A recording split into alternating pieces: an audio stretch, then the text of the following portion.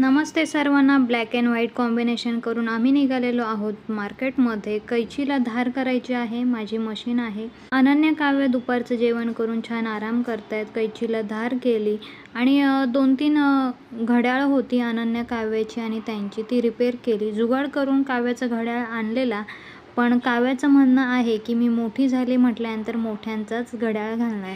हातात न दिसणारे डंबेल्सनी व्यायाम करून इथे मी घेतली आहे ड्रॉइंग करायला. अनन्याचं प्रोजेक्ट होतं.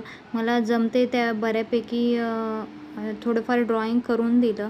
फिनिशिंग अनन्याने केली पूर्ण, कारण मला मशीन वर्क करायचं होतं. इथे तोपर्यंत काव्याने छान अशी गाणी लावली.